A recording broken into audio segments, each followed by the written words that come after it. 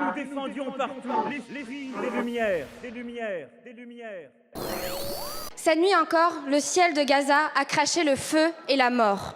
Au moins 413 personnes, dont une majorité d'enfants et de femmes, ont été tuées dans leur sommeil. Et nous nous sommes réveillés avec ces images d'une cruauté sans nom. Et il y a 4 jours seulement, des députés, d'anciens ministres faisaient un déplacement de la honte pour fraterniser avec des criminels de guerre et s'afficher avec David Azoulay, armé, qui rêve de vider Gaza comme à Auschwitz. Cette violation de la trêve est l'échec de trop de la France. Un cessez-le-feu a été violé sans un mot du président de la République. Que vous faudra-t-il de plus pour réagir ? Un navire qui transporterait des explosifs pour Israël est à quai en France. Ce 12 février 2025, le Danica Violet est à quai dans le port de Toulon, dans le Var. Selon l'organisation Progressive International, le navire ferait l'aller-retour entre Israël et l'Inde et aurait déjà livré 18 000 tonnes d'explosifs utilisés contre des installations civiles en Palestine en décembre 2024. En 2024, l'Espagne avait refusé à un autre navire de cette compagnie d'accoster à l'un de ses ports. Le Marian Danica transportait alors près de 27 tonnes de matériel explosif depuis Chennai, en Inde, vers Israël. Ce qui se passe en ce moment à Gaza, c'est de l'innommable. On est en train de, ça vient d'être dit dans votre reportage, c'est un nettoyage ethnique. Est-ce qu'on peut comprendre ce que signifie un nettoyage ethnique ? Et les Américains laissent faire. Aujourd'hui, la vie ne peut pas reprendre. Les étudiants ne peuvent pas retourner à des universités qui n'existent plus. On ne peut plus retourner à l'école parce qu'elle n'existe plus. On ne peut plus les retravailler parce qu'il n'y a plus de travail possible. Les terres agricoles ont été complètement dévastées et saccagées, etc. C'est ça qu'il faut comprendre. Tout ça, pas pour 10 personnes ou 20 personnes, pour une population de 2 millions d'habitants. On n'en peut plus que notre histoire, que celle de nos ascendants, de nos survivants, soit instrumentalisée en permanence pour couvrir la colonisation, l'apartheid et le génocide. On n'en peut plus. Et donc on dit une chose qui est très simple, qui est que nous refusons que cela se fasse en notre nom, que nous ne nous reconnaissons aucunement dans l'État d'Israël qui se prétend l'État des Juifs, l'État de tous les Juifs, et qui en plus du coup fait de nous des étrangers partout dans le monde. Je n'ai qu'une seule question. Nous les civils, où devons-nous aller ? On est allé à l'école, il y a eu des bombes à l'école. On est allé au sud, ils ont bombardé le sud. On est allé à l'hôpital, ils ont bombardé l'hôpital. C'est un massacre, c'est un génocide.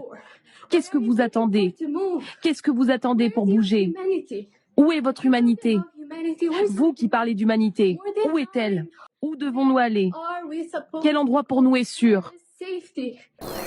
La cause palestinienne, Jérusalem, Al-Aqsa, est ancrée dans l'ADN du croyant. Cet appel résonne dans notre humanité.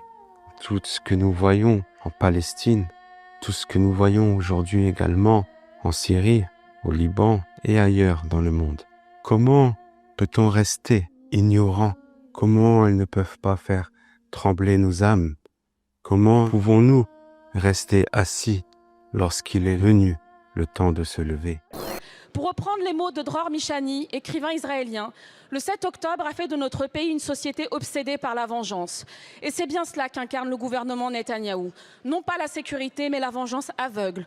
Une vengeance qui s'étend désormais au Liban, frappée à nouveau dans un mépris total des cessez-le-feu et une fuite en avant qui menace d'embraser toute la région. Ce même gouvernement, désavoué par son propre peuple, où des foules immenses manifestent chaque jour en compagnie des familles des otages, suppliant pour un cessez-le-feu. Ce même Premier ministre corrompu, limogeant procureur et patron du renseignement. Le même d'ailleurs qui a accueilli tout ce que l'Europe compte de néo-nazis et de fascistes, dont certains sur ses bancs, à une conférence contre l'antisémitisme la semaine dernière. Je voudrais au passage saluer les sénateurs qui sont devant moi, qui ont voté courageusement un texte au Sénat pour interdire le voile dans les compétitions sportives et donc à bas le voile, bien sûr. Le voile dans le sport. Mais je reviens sur ces mots de Jordan Bardella quand il dit vous avez le même ennemi que nous. L'ennemi commun, c'est qui, c'est quoi ? C'est les Arabes. Non mais il faut être très clair sur le sujet. Pourquoi une autre raison de pourquoi l'extrême droite essaye de s'acoquiner avec les Juifs ? Parce qu'ils les perçoivent comme une sorte de catalyseur dans un narratif qu'ils développent depuis plusieurs années, d'un conflit de civilisation. Et donc, il faut créer une alliance de circonstances pour essayer de défendre l'Occident. Mais c'est là où il faut insister sur le caractère très circonstancié de cette alliance. Dernière chose, si vous prenez la parole ce soir avec autant de véhémence, c'est parce que vous avez peur que ça marche, que les Juifs français tombent dans ce que vous considérez être un piège? On prend ces terres, on expulse sa nation, et on fait de ces Palestiniens des étrangers en Palestine. D'ailleurs, je vous prophétise quelque chose. Vous serez vous-même, si vous ne prenez pas aujourd'hui vos responsabilités, des Palestiniens en France, des étrangers en France. Rien qu'hier, j'étais en train d'assister une personne en garde à vue qui a été soulevée chez elle le matin, qui travaille de nuit, parce qu'elle avait une affiche qui disait « Smotrich, terroriste ». Pour ça, on est allé la soulever chez elle, on est allé la placer en garde à vue pour provocation à la haine, et on la poursuit pour ça. Mais ça donne une idée de la brutalité qui est en train de s'exprimer. On lui reproche d'avoir des stickers boycott Israël, la dynamique qui vise à assimiler toute forme de contestation de la politique de l'État d'Israël, à dénoncer le génocide, à mettre toute son énergie pour lutter contre la colonisation et la barbarie qui se déroule sous nos yeux, à de l'antisémitisme. C'est extrêmement grave. On assassine les hommes, les femmes, et même les enfants palestiniens. On assassine les personnes arrêtent les tyrans. J'ai pas le droit de filmer. Je filme mon fils. Voilà, mon fils me notait parce qu'il défend la cause palestinienne. Voilà, bravo la France. Voilà le drapeau palestinien que je vais bien embrasser. Voilà, le drapeau des martyrs. Voilà. Voilà le drapeau palestinien. Voilà. Ils ont tout embarqué. L'israélisation des forces de police, des forces de sécurité, voire des gouvernements chez nous prépare, nous, citoyens, à être les futurs Palestiniens dans notre pays. Mais regardez la facilité avec laquelle on s'est mis à éborgner les gilets jaunes chez nous. Ok, mais éborgner parce qu'on leur tire avec des armes de guerre dessus, il y a très peu de pays qui font ça. Mais Israël. Il y a un Algérien, on vient de le mettre sous OQTF parce qu'il a dénoncé le génocide à Gaza. Liberté d'expression oblige.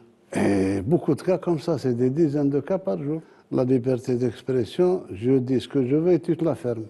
C'est ça la liberté d'expression. Alors, on ne peut pas se la fermer. Il y a des moments comme ça où les événements s'imposent à vous.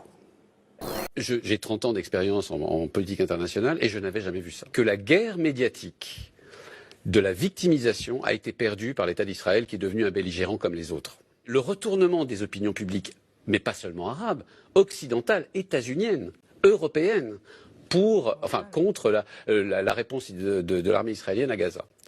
Et donc là, on a un changement de paradigme total. La jeunesse du monde, et pas seulement la jeunesse arabe, les jeunesses occidentales sont en train de changer de regard sur Israël, sur ce conflit. أجداده عراقيين. أجدادك عراقيين، طيب ليه عم تدعم فلسطين؟ لأنه هاي أرضها فلسطينية. الشعب الفلسطيني شعب عظيم وشقيق مظلوم. هم طردوه من سنة 48 طردوا حوالي 1 مليون فلسطينيين. والحق مع الفلسطينيين. يعني الصراع منه صراع ديني. لا سمح الله. يهود ومسلمين كانوا عايشين كأخوة كعائلة واحدة بالسلام وبالتعايش. الصراع بين المحتلين قوة أجنبي صهيوني عنصري وبين أصحاب الأرض المساكين المظلومين الفلسطينيين. هذه المشكلة.